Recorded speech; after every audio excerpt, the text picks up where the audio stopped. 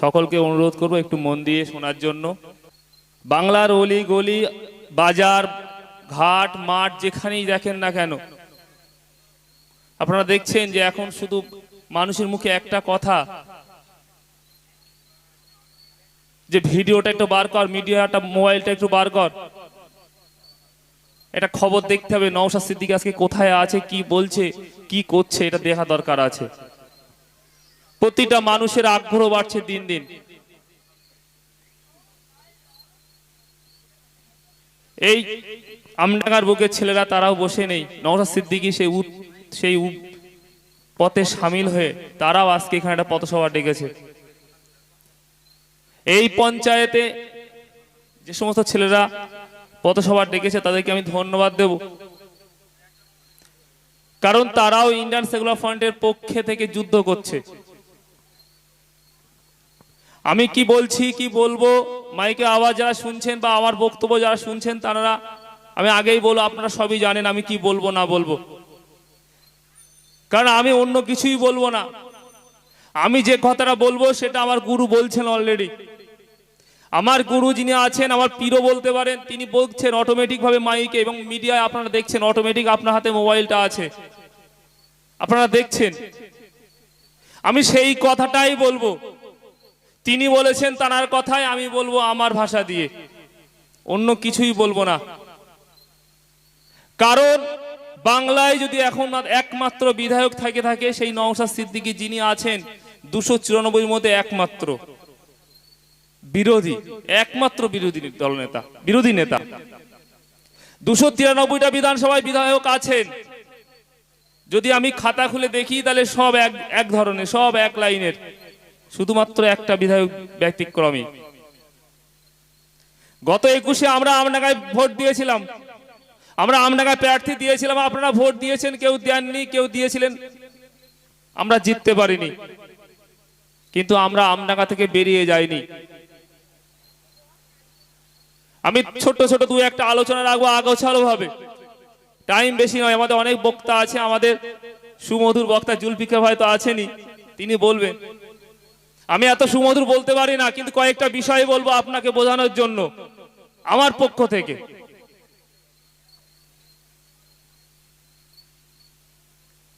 আমি ভাবছিলাম এখন বলবো না, কারণ সামনে ভোট, এখন অনেক দেরি। আমি কোনোদিন এখনো পর্যন্ত কোনো পথসভায় বলিনি, কিন্তু আজকে বলছি যে আপনার ভোটটা আমাকে দিতে হবে।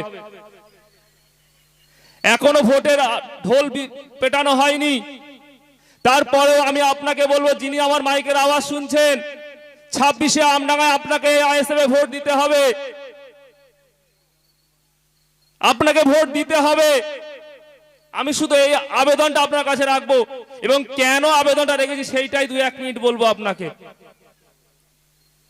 21-এ আপনারা জায়গা নেই ভোট দেওয়ার।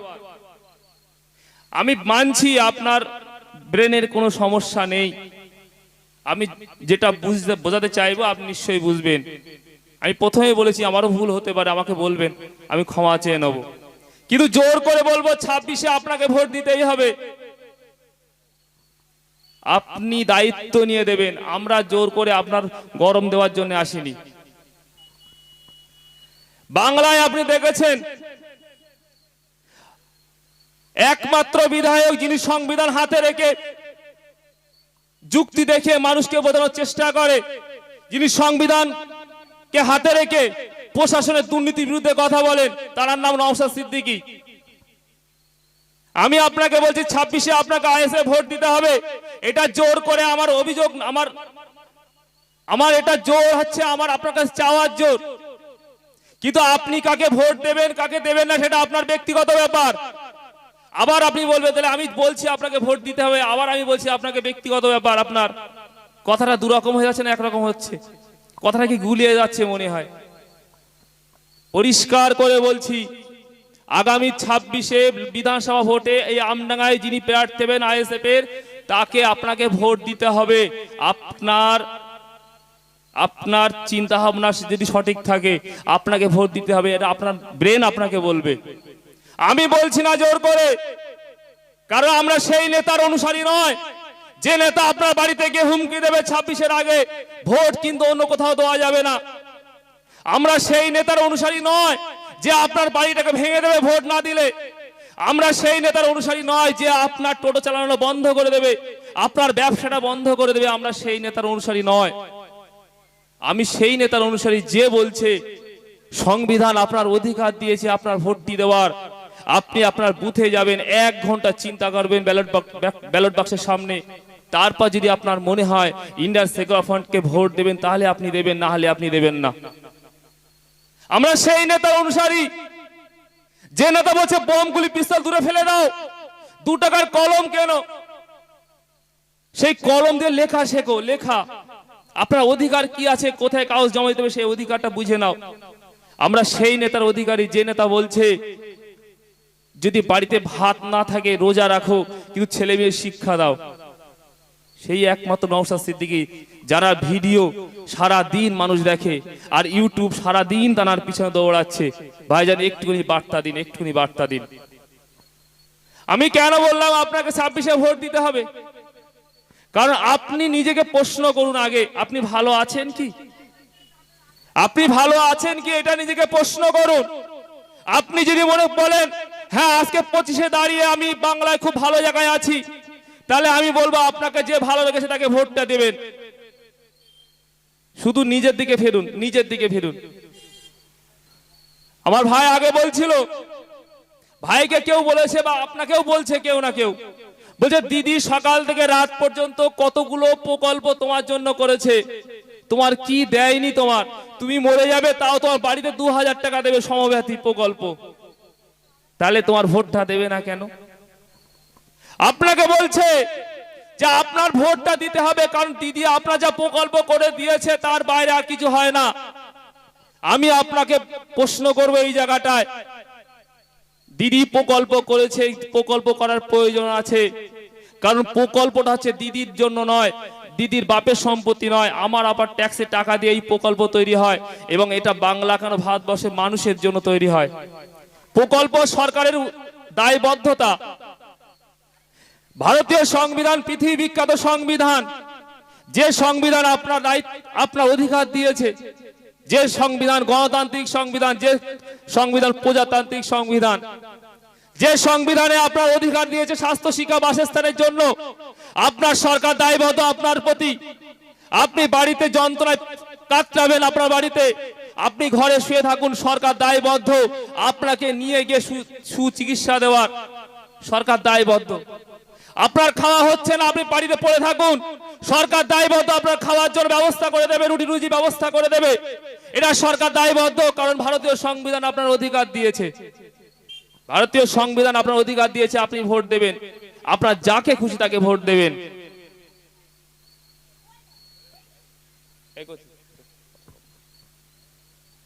তো আপনার এই ভাইকে বলছিল কেউ না কেউ যে দিদি কি দেয়নি তারপরেও কেন ভোট তো আমরা আমাদের দেবে না।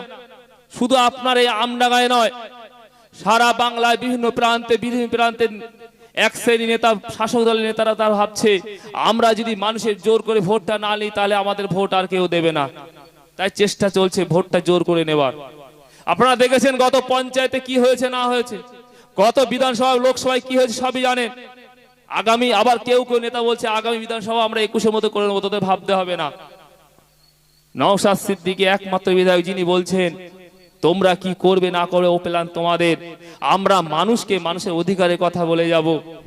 আজ কেন 200 বছর পরে যদি মানুষ আমাদের শাসকে আনে আমরা তাও রাজি আছি, কিন্তু আমরা মানুষের অধিকারের কথা বলে যাব। আমার আপনার যে অধিকার সংবিধান দিয়েছে, ইন্ডিয়ান সেকুলার ফ্রন্টের পক্ষ থেকে 9 আগস্ট থেকে 15 আগস্ট পর্যন্ত 1 সপ্তাহ ধরে একটা প্রোগ্রাম চালু হয়েছিল এবং সেই প্রকল্পের এই প্রোগ্রামে এখনো তার প্রভাব চলছে। কি প্রকল্প কি প্রোগ্রাম ছিল? 1 সপ্তাহ ধরে আমরা ছিলাম, জানি সবাই জানি। 1 সপ্তাহ ছিল ইন্ডিয়ান সেকুলার ফ্রন্টের পক্ষ থেকে অধিকার যাত্রা। আপনাদের এখানে 1 সপ্তাহ ধরে বিভিন্ন পথসভা পদমিছিল হয়েছিল। টান হচ্ছে না,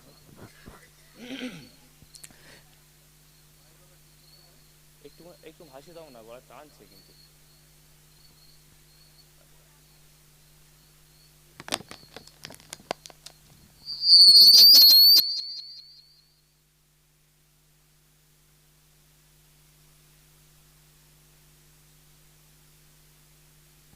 হ্যালো হ্যালো হ্যালো গত 9 আগস্ট থেকে 15 আগস্ট ইন্ডিয়া সেগুলো পক্ষ থেকে অধিকার যাত্রা একটা প্রোগ্রাম নিয়েছিলাম আমরা। এটা কি উদ্দেশ্য ছিল এবং এই প্রোগ্রাম শুধু শেষ হয়েছে তা নয়, 15 আগস্ট আমরা এখনো চালিয়ে যাচ্ছি। তার প্রতিফল কি ছিল সেটা আপনার অধিকারের কথাটা নিয়ে। ইন্ডিয়ান সেকুলার ফ্রন্ট আপনার অধিকারের জন্য কথা বলে। আপনি কিসে ভোট দেবেন না দেবেন 26-এ বললো বিধানসভায় আপনি কাকে ভোট দেবেন এটা আপনার অধিকার, কিন্তু আপনার অধিকার আপনাকে চেয়ে নিতে হবে, কারণ সরকার দায়বদ্ধ। আর এই সরকার কিন্তু আপনার অধিকার দিতে চাইছে না। এখন বর্তমান সরকার চাইছে একটা জিনিস, মানুষ যেন তার অধিকার থেকে ভুলে যায়। আমাদের ভুলে গেলে চলবে না। আমরা 200 বছর ব্রিটিশের শাসন শুনেছি, ইতিহাসে পড়েছি। 200 বছর ব্রিটিশের শাসন করেছিল ভারতবর্ষে। আপনারা ইতিহাস জানেন, সেই ব্রিটিশ কিন্তু ভারতবর্ষে অনেক উন্নয়ন করেছিল। আপনি যে প্রতিদিন রেলে করে কলকাতায় যাচ্ছেন, ব্যবসা করছেন, এই রেল পথটাও কিন্তু ব্রিটিশের দান ছিল। আপনি যে কলকাতার বড় হাসপাতালে যাচ্ছেন, এটাও ব্রিটিশের দান ছিল। আপনি যে বড় বিশ্ববিদ্যালয়ে পড়তে যাচ্ছেন, এটা ব্রিটিশদের কিছু দান ছিল। তারপরেও বাংলার যুবকরা, বাংলার বিপ্লবীরা তথা ভারতবর্ষের মানুষ রক্ত দিয়ে হয়ে চেয়েছিল যে এই ব্রিটিশকে তাড়াতে হবে। কেন চেয়েছিল আপনারা জানবেন না? আপনারা জানেন। আমরা সেইটাকে আপনাকে আবার আপনার সামনে তুলে ধরার জন্য আমাদের এই পথসভা। বাংলার তথা ভারতের মানুষ রক্ত দিয়েও চেয়েছিল সেই ব্রিটিশকে তাড়াতে ভারতবর্ষ থেকে। কেন? তারা তো অনেক উন্নয়ন করেছিল, তারা অনেক চেষ্টা করেছিল, ভারতকে অনেক উন্নয়ন করেছিল। এই কলকাতাকে ভারতের রাজধানী করেছিল এক সময়, এবং এই কলকাতা আজকে ভারতের একটা বিশিষ্ট শহর, সেও কিন্তু ব্রিটিশের দান ছিল। তারপরেও ভারতবাসী তথা বাংলার বিপ্লবীরা তাদের রক্ত দিয়ে ব্রিটিশকে তাড়িয়েছিল। শুধু একটা উদ্দেশ্য ছিল যে আমাদের ভারতবর্ষ আমরা শাসন করব, অর্থাৎ ভারতবর্ষের সংবিধান তৈরি করবো আমরা নিজেরা। ভারতের সংবিধানের প্রাণ কেন্দ্র হব আমরা, ভারতের সংবিধানের মাতা হব আমরা। আমরা ভারতীয়, আমাদের নিজস্ব সংবিধান থাকবে। এবং ঠিক তাই হয়েছিল। 1950 সালে আমাদের সংবিধান তৈরি হয়েছিল।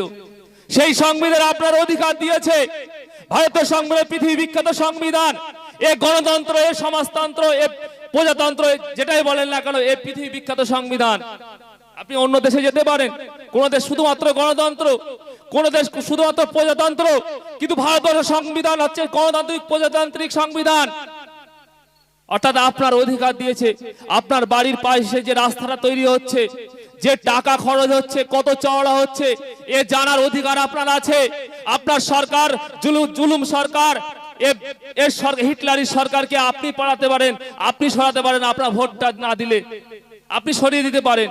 আমি প্রথমে বলেছি আপনার ভোটটা আমাদেরকে দিতে হবে, দিতে হবে। আপনার যদি বুদ্ধি থাকে তাহলে আপনি দেবেন নিশ্চয়ই। আপনার যদি শুভ বুদ্ধি থাকে তাহলে আপনি দেবেন, এটা আমার জোর কথা। কারণ আপনার দিতে হবে কেন? কারণ আপনার যে সংবিধান আপনাকে দিয়েছে, আপনার যে গণতান্ত্রিক অধিকার আপনাকে দেওয়া হয়েছে, আপনার বাড়ির পাশে যে রাস্তা তৈরি হচ্ছে তার যে হিসাব নিকাশ সেটাও আপনার চাওয়ার অধিকার আছে।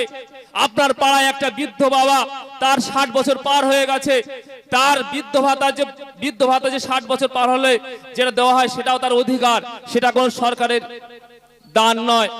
আপনার মেয়েটা স্কুলে যাচ্ছে, যে সবুজ সাথী সাইকেলটা পাচ্ছে, এটাও কিন্তু আপনার অধিকার, এটা কারো দান নয়। কিন্তু এখনকার কিছু নেতা বলছে, আরে আমরা তো সাইকেলটাও দিয়েছি তোর মেয়ের স্কুলে যাওয়ার জন্য, তাই তুই কেন ভোটটা দিবি না? আপনি বলবেন, আপনি বলুন, এই সাইকেলটা যেটা দিয়েছেন এটাও আপনার ট্যাক্সের টাকা। আপনি সকালে উঠে একটা কাপ চা খাচ্ছেন, সেই চার জন্য আপনাকে ট্যাক্স দিতে হয়। আপনি একটা বোতল জল কিনে খাচ্ছেন, সেটাও আপনার ট্যাক্স দিতে হয়। এই ট্যাক্সের টাকায় কিন্তু সরকারের কোষাধ্যক্ষ তৈরি হয়, আর সেখান থেকেই কিন্তু আপনার সাইকেল। বরং যে সাইকেলটা দেওয়া হচ্ছে, এই সরকার যে সাইকেল আপনার ছেলে মেয়েকে দিচ্ছে, এই সাইকেলটার দাম তারা সংবিধান, তারা ভারতীয় বাংলার যে কোষাধ্যক্ষ সেখান থেকে নিচ্ছে 3,000 3,500 টাকা বিল করে নিচ্ছে। কিন্তু আপনি নিজেকে বলুন, আপনার যে সাইকেলটা দেওয়া হচ্ছে সাইকেলটার দাম কত হতে পারে? এই সাইকেলটার দাম কত হতে পারে? আমার তো মনে হয় একটা লভাঙা বলছিল সাইকেলটা খুব বেশি হলে 600 টাকা দাম, তার বেশি হতে পারে না। তাহলে সেই যে সাইকেলটা 3,000 থেকে 3,500 টাকা বিল করা হচ্ছে, আপনার ট্যাক্সের টাকায় ভাগ বসানো হচ্ছে যে সাইকেলের দাম, সেই 3.5 বাদ দিয়ে কেন 600 টাকা সাইকেল আপনাকে দেওয়া হচ্ছে? মাঝখানে কে খাচ্ছে? কে খাচ্ছে এইটাকে আপনাকে জানতে হবে। আপনার অধিকার সংবিধান সব আপনাকে দিয়েছে। আপনার আপনার ঘর নেই, আপনার ঘরে জল পড়ছে, এ সরকার দায়বদ্ধ আপনার ঘর টাকা দেওয়ার, এ সরকার দায়বদ্ধ আপনার ঘরটা মেরামত করে দেওয়ার। সবকিছু সরকারের দায়বদ্ধ, কারণ আমরা তাকে সরকার করেছি আমার ভোটটা দিয়ে। আপনি যাকে ভোট দিয়েছেন তিনি সরকার হয়েছেন, আপনি যাকে ভোট দেবেন না তিনি সরকার হবেন না। যে সরকার, তাহলে আপনার ভোটটাই কিন্তু সরকার তৈরি হবে। আর আপনি এমন সরকারকে, এমন দলকে ভোট দিয়েছেন যিনি সরকার হয়েছেন আর আপনার অধিকার আপনাকে দিচ্ছে না, তাহলে আপনি কাকে ভোট দেবেন? আপনি কাকে ভোট দেবেন? আপনি যাকে ভোট দিয়েছেন তিনি যদি আপনার অধিকারকে খণ্ডন করে দেয়, তাহলে আপনি কি তাকে ভোট দেবেন? আপনাকে ভোট দিতে হবে আপনার অধিকার কে দিয়ে দিচ্ছে। আপনার যে সংবিধান আপনার যে অধিকার দিয়েছে, যে সংবিধান আপনার অধিকার দিয়েছে, সেই সংবিধানকে সামনে রেখে আপনাকে ভোট দিতে হবে। তা না হলে আপনার যে ঘরটাও যাবে, আপনার সাইকেলটাও যাবে, আপনার রাস্তাটাও যাবে, কিচ্ছু করার নেই আপনার। আগামী দিনটায় আপনাকে চিন্তা করতে হবে। বাংলার একমাত্র বিধায়ক নওশাদ সিদ্দিকী শুধুমাত্র আপনার জন্য নয়, শুধুমাত্র আমার জন্য নয়, শুধুমাত্র তার জন্য নয়, বাংলার অলিগলিতে, সে কলকাতা থেকে 100 কিলোমিটার দূরে কোনো জঙ্গলের মধ্যে কোনো বাড়ি থাকলেও সে বৃদ্ধ মার জন্য নওশাদ সিদ্দিকী লড়াই করে যাচ্ছেন। নওশাদ সিদ্দিকী ঘুম আরেকজন, নওশাদ সিদ্দিকীর জন্য আরেকজনের ঘুম হারাম হয়ে যাচ্ছে। কারণ দিদিমণি দেখছে এই নওশাদ সিদ্দিকীর ঘুম যদি আমি পাড়াতে পারি, অর্থাৎ সারা বাংলার মানুষকে, তার নেতারা কি করছে, মানুষকে ঘুম পাড়ানোর চেষ্টা করছে। অর্থাৎ তুমি ঘুমাও আর তোমার ঘুমানোর পরে আমরা দখল করে নেবো, আমরা সন্ত্রাস করব। কিন্তু একটা ব্যক্তিকে ঘুম পাড়াতে পারছে না, নওশাদ সিদ্দিকীকে, একমাত্র বিধায়ক, তাকে ঘুম পাড়াতে পারছে না। তাই দিদির নিজের ঘুমটা হারাম হয়ে যাচ্ছে। সকাল সন্ধ্যে রাত দুপুর আমরা এমন একটা নেতৃত্বের পিছনে আছি যিনি সকাল সন্ধ্যা অটোমেটিক কিন্তু বাংলার দিকে ফিরে আছে। আপনারা দেখেছেন, আপনারা যখনই মিডিয়ায় কোথাও দেখেছেন অন্যায় চলছে, কোথাও অবিচার চলছে, নওশাদ সিদ্দিকী সেখানে পৌঁছে যাচ্ছে। তিনি একটা কথাই বলছেন যে তোমাদের অধিকারের জন্য আমি পাশে আছি, তোমাদের অধিকারের জন্য আমি পাশে আছি। ঠিক সেই সুরে সুর মিলে আমরাও বলছি, আপনারা এই আমডাঙ্গার এই গ্রামে আপনার বসবাস হতে পারে, সেই কলকাতা ফুরফুরা থেকে অনেক দূর হতে পারে, কিন্তু আপনার অধিকারের কথা আপনি চান, আর তার জন্য আমরা আপনার পাশে আছি। আমরা ইন্ডিয়ান সেকুলার ফ্রন্টের ছেলেরা আপনার পাশে আছি। যত ঝড়ই আসুক না কেন, কলকাতার বুকে যখন আমাদের ছেলেদেরকে হাড় ভেঙে দিয়েছিল মেরে, কলকাতার বুকে যখন মাথা ফাটিয়ে দিয়েছিল, ওরা বলেছিল এবার নওশাদ সিদ্দিকী ঘুম পালিয়ে যাবে, কিন্তু আজও পর্যন্ত কেউ পালিয়ে যায়নি। বরং বাংলা দিনে দিনে প্রতিটা বিধানসভায় আমাদের ছাত্র সংখ্যা বেড়ে যাচ্ছে, আমাদের ভোটার সংখ্যা বেড়ে যাচ্ছে, মানুষের আগ্রহ বেড়ে যাচ্ছে আইএসএফ এর প্রতি। এটা দিদির ঘুম বন্ধ হয়ে যাচ্ছে। আমি যে কথা বলতে চাইছিলাম, আমি বলেছি আগোছালো কয়েকটা কথা বলছি। আমি যেটা প্রথমে বলেছিলাম যে আপনার ভোটটা দিতে হবে 26-এ। কেন দিতে হবে? কারণ আপনার এই সংবিধান অধিকার যে দিচ্ছে না, তার বিরুদ্ধে লড়াই যদি করে থাকে একমাত্র নওশাদ সিদ্দিকী করছে। আপনি বলুন, আপনার স্বাস্থ্য খারাপ, আমি আবার এই কথা বলে আপনার বাড়ি যে দু পয়সা নেতা আছে সে আপনাকে বলবে কেন কি অধিকার দেওয়া হয়নি, যা তোর স্বাস্থ্য সাথী কার্ড করে দিচ্ছি। আমি আপনাকে বলছি আপনার জন্য কেন, এরা ভারত বাংলার সরকারের দায়িত্ব আপনার স্বাস্থ্যকে দেখা। আপনার স্বাস্থ্যের জন্য লক্ষ লক্ষ কোটি কোটি টাকা খরচ করা হচ্ছে। বারাসাত হাসপাতাল, বসিরহাট হাসপাতাল, আমডাঙ্গা যেখানে যা হাসপাতাল আছে সেখানে। তারপরেও কেন এই আপনি আপনার স্বাধীনতা পাচ্ছেন কি, আপনার স্বাস্থ্যের অধিকার কি পাচ্ছেন? আপনি নিজে চিন্তা করে দেখুন, রাত দুপুরে যখন আপনার পেটের যন্ত্রণা শুরু হবে, বা আপনার কোনো পরিচিত হাতটা ভেঙে যায় অ্যাক্সিডেন্ট করে, যখন আপনি বারাসাত হাসপাতাল নিয়ে যান, হয়তো 1 ঘন্টা পরে তাকে নিয়ে আবার নার্সিং হোমে যেতে হয়। কেন যেতে হয়? আপনি নিজে ভুক্তভোগী, আপনাকে নিজেকে প্রশ্ন করুন। তাহলে বারাসাত হাসপাতালে যেখানে কোটি কোটি টাকা খরচ করে, যেখানে লক্ষ লক্ষ টাকা খরচ করে হাসপাতাল তৈরি করা হয়েছে সরকারের পক্ষ থেকে, আমার আপনার ট্যাক্সের টাকা দিয়ে, সেই হাসপাতালকে বাদ দিয়ে কেন আপনি নার্সিং হোমে যাচ্ছেন? তাহলে আপনার স্বাস্থ্য পরিষেবা সরকার কি দিয়েছে?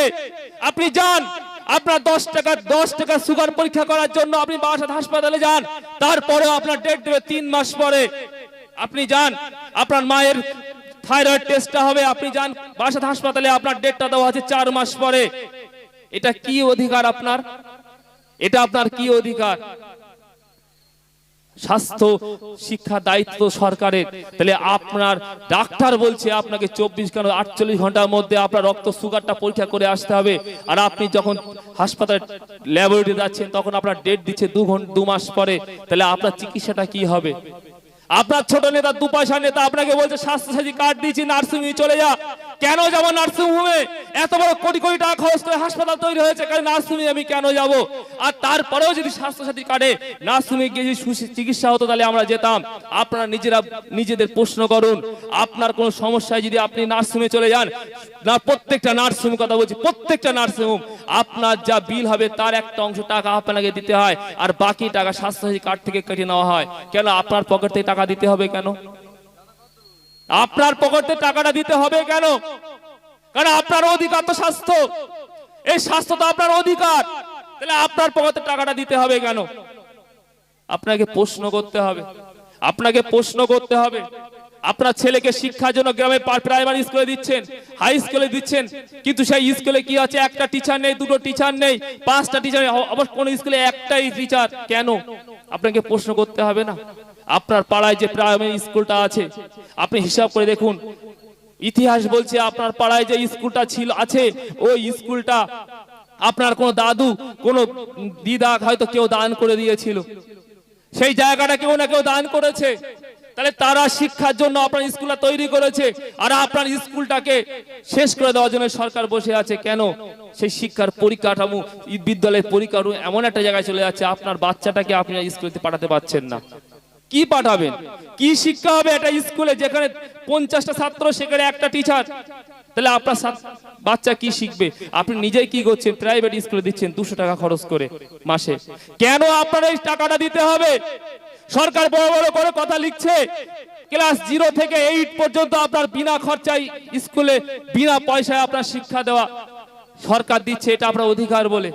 আপনার অধিকার শিক্ষা, তাই সরকার বিনা পয়সায় 8 পর্যন্ত আপনার শিক্ষা দিচ্ছে, কিন্তু এমন শিক্ষা দিচ্ছে আপনার মেরুদণ্ডটা ভেঙে দিচ্ছে। আপনার বাচ্চা শিক্ষিত হবে কি অশিক্ষিত হয়ে বাড়িতে বোম বানছে? হচ্ছে তো পরিষ্কার যে কথা, আপনার শিক্ষা, আপনার স্বাস্থ্য সব শেষ করে দিচ্ছে সরকার, কিন্তু আপনাকে বলতে হবে এই কথাটা। আপনি বলতে পারছেন, আপনাকে ভয় দেওয়া হচ্ছে, কারণ এই শাসক দলের নেতাই তো বোমগুলি পিস্তলের নেতা হয়। কারণ দিদিমণি স্বয়ং স্টেজে বলেছে, তার নেতাকে বলেছে তুমি তো বোম বাঁধো। এই ভিডিও আমরা দেখেছি, কারণ এরকম বোম বাঁধা নেতাই তো দিদির পছন্দ হয়। তাই শওকত মোল্লাকে এখন রেখে দিয়েছে, তার বিরুদ্ধে কোনো আইন ব্যবস্থা না নিয়ে। বাংলা এই চলছে।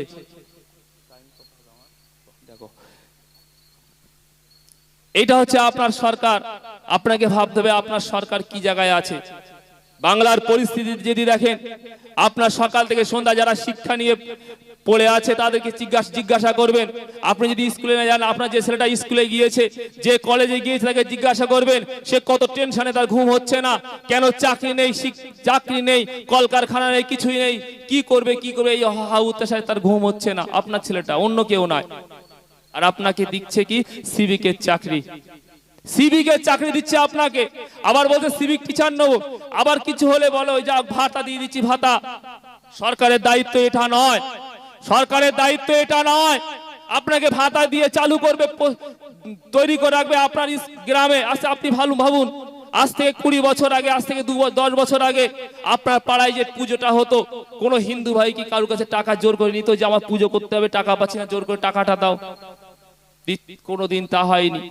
দিদি এমন একটা ব্যবস্থা তৈরি করছে যে এই টাকা না দিলে হিন্দু ভাইদের আর পুজো হয় না, আর হবে না। তাই দিদি তারা হাত থেকে টাকা দিচ্ছে, অনুদান, যাও পুজো করো। যেন দিদি পুজো টাকা না দিলে যেন পুজো আর হবে না। কিন্তু এই অবস্থা বাংলায় কোনোদিন ছিল না। আমরা দেখেছি কোনোদিন ছিল না। আমাদের পাড়াতেও পুজো হতো, খুব কষ্ট করে পুজো হতো, কিন্তু আজও দেখছি সেই পাড়ায় পুজো হচ্ছে। কিন্তু আজকেও পুজো আর তখন পুজো একটুখানি পার্থক্য হয়েছে। যে টাকাটা দিচ্ছি সেই টাকাটা কি কাজে ব্যবহার হচ্ছে আপনিও জানেন, আমিও জানি। অর্থাৎ দিদির ইচ্ছা কিন্তু এই পুজোটা দেওয়ার জন্য নয়, দিদির ইচ্ছা ওই টাকাটা কিন্তু ওই আলাদা কাজে ব্যবহার করার জন্য। আর তারা কি করছে? তারা আপনার বাড়িতে যাচ্ছে, আপনাকে বলছে এই ভোটটা আমাদেরকে দিবি, না হলে তোমার ব্যবসা বন্ধ করে দেবো। এই ভোটটা আমাকে দিবি, না হলে তোর রাস্তায় ব্যবসা করতে দেবো না, তোর টোটো চালাতে দেবো না। এই তো আপনার উপর জুলুম। শুনে রাখুন, ইন্ডিয়ান সেকুলার ফ্রন্ট, সেকুলার নাম দেওয়া হয়েছে, তাও অনেকের গাজালা। ইন্ডিয়ান সেকুলার ফ্রন্ট কোনো সাম্প্রদায়িক দল নয়। ইন্ডিয়ান সেকুলার ফ্রন্ট মানে সেকুলার। আমার নেতা বলছে আপনার অধিকারের কথা আপনি বলুন, আপনার ধর্মের অধিকারও আপনার দেওয়া হয়েছে সংবিধান, আপনি যে ধর্মই হোক না কেন আপনার অধিকার আছে বলার। কিন্তু এই সরকার এখন আপনি দেখবেন যে পূজা করছে নেতারা, আবার ঈদের নামাজ পড়াচ্ছে নেতারা, ঈদের বক্তব্য জলসায় বক্তব্য দিচ্ছে নেতারা, অর্থাৎ নেতারাই সব করছে। কিন্তু আমার নেতা, আমার নেতৃত্ব তা বলে না। আমার নেতৃত্ব নওশাদ সিদ্দিকী বলছে, শোনো, আপনার ধর্ম আপনার কাছে থাক, আপনার ধর্মের অধিকার যেটা আছে সেটাও সরকারকে দিতে হবে, প্রত্যেকে ধর্মের অধিকার যেটা সেটাও দিতে হবে। এবং আপনার এই 1,10,000 টাকা দিয়ে আপনার পুজো করার জন্য নয়, বরং সরকার দায়িত্ব নিক যে আপনার প্রতিটি প্যান্ডেলে যেন কোনো অশান্তি না ঘটে, আপনার প্রতিটি প্যান্ডেলে যেন সুষ্ঠুভাবে পুজোটা পার্বণ হয়, কোনো মা বোন যেন ভয়ে ভয়ে যেন পুজোতে না যায়, এই ব্যবস্থা নেই। কারণ আজকে পাড়ার মেয়েরা, পাড়ার মায়েরা, বোনেরা তারা কিন্তু পুজো প্যান্ডেলে যাবে সন্ধ্যার পর, এটাও তাদের ভয় লাগছে। কারণ তাদের মাথায় আছে তামান্নার কথা, তাদের মাথায় আছে সেই আরজি করে কথা, এখনো ভুলতে পারছে না। তাই আজকের মা বোনেরা তারাও পুজো যেতে ভয় পাচ্ছে যে কি হবে তার ঠিক নেই। বাবাও তার মেয়েকে পুজো প্যান্ডেলে যেতে দিচ্ছে না, বলছে কি হতে পারে, সন্ধ্যার আগে ফিরে আয়। বাংলার পরিস্থিতি এমন একটা জায়গায় দাঁড়িয়েছে। আজকে আমার নেতা, আপনার নেতা নওশাদ সিদ্দিকী একই কথা বলছে যে ওই 1,10,000 টাকা আপনি না দিলেও, 1,10,000 না দিলেও আপনার পুজো হয়ে যাবে। কিন্তু আপনি সরকার, আপনার দায়বদ্ধতা আছে ওই পুজো প্যান্ডেলে যেন কোনো অশান্তি না ঘটে এবং মানুষ যেন নিরাপদে গিয়ে পুজো দিয়ে উপভোগ করতে পারে, এই ব্যবস্থাটা আপনি করুন। দিদি সে পথে নেই। আপনি দেখবেন অনেক জায়গায় অনেক সমস্যা, এই পুজো নিয়েও সমস্যা হয়। খোলা বাংলায় বলি, এইগুলো সমস্যা সবই কিন্তু নেতারা তৈরি করে দেয়, পরিস্থিতি তৈরি করে দেয়। কারণ অশান্তি হলেই নেতৃত্ব জায়গা তোর চলে আসে। যাক, অনেক বেশি বললাম। শুধু লাস্ট আপনাদের কাছে যে প্রথমে বলেছিলাম যে আপনার 26-এ ভোটটা দিতে হবে আইএসএফ এ, আবার লাস্ট সেই জায়গাটায় বলে যাচ্ছি, আপনার অধিকার, আপনার সংবিধান যে অধিকার দিয়েছে, এই ভারতবর্ষের সংবিধান যে অধিকার আপনার দিয়েছে, এই অধিকার দেওয়ার জন্য আপনি আপনার অধিকার প্রয়োগ করে ভোটটা দেবেন। এবং এর আগেও আপনি ভোটটি দিয়েছেন, যে সরকারকে আপনি ভোট দিয়েছেন সেই সরকার যদি আপনার অধিকারগুলোকে সম্পূর্ণ বাস্তবায়িত করে দেখিয়ে থাকে তাহলে আপনি তাকেই ভোট দেবেন। আর যদি মনে হয় না, তাহলে আপনি তাকে ভোট দেবেন না। এটা আমার জোর আপনার এলাকার ছেলে হিসাবে। কিন্তু এটা জোর দিয়ে বলতে পারি, আপনার কোনো অধিকার, শিক্ষা, স্বাস্থ্য, বাসস্থান থেকে শুরু করে গণতান্ত্রিক যে অধিকার, সেই অধিকারও আপনার দেওয়া হয় না। আপনি সবই জানেন, সেই অধিকার আপনার দেওয়া হচ্ছে না। সেই অধিকার নিয়ে যদি কেউ কথা বলে থাকে, একমাত্র নওশাদ সিদ্দিকী আপনার হয়ে কথা বলছে। আপনার বাড়ি যেখানেই হোক না কেন, সে ফুরফুরা থেকে কলকাতা থেকে 100 কিলোমিটার দূরে হোক না কেন, আপনি আপনার অধিকারের কথা বলুন, আপনার কি চাওয়া আছে বলুন, আপনার কি প্রয়োজন আছে বলুন। তার জন্য আপনাকে কেউ ভোট চাই দিতেই হবে তাকে, এই কথা যদি কেউ বলে থাকে, আপনার দিকে যদি কেউ চোখ রাঙিয়ে থাকে, যে আপনার অধিকার জন্য চাওয়ার জন্য যদি কেউ চোখ রাঙিয়ে থাকে, ইন্ডিয়ান সেকুলার ফ্রন্টের ছেলেরা আপনার পাশে আছে, এইটা আপনি মনে রাখবেন। এবং আগামী 26-এ চিন্তা ভাবনা করবেন যে এরপরে সরকার আপনি কাকে করবেন। আপনি যাকেই ভোট দিন না কেন, শুধু একটা কথা মনে রাখবেন, আপনার অধিকারের কথা যেন সে বলে এবং বিধানসভায় যেন আপনার এলাকার কথাটাও সে বলতে পারে। এমন নেতা তৈরি করবেন না যেন বিধানসভার বাথরুমে গিয়ে বসে থাকে, এমন নেতা তৈরি করবেন না।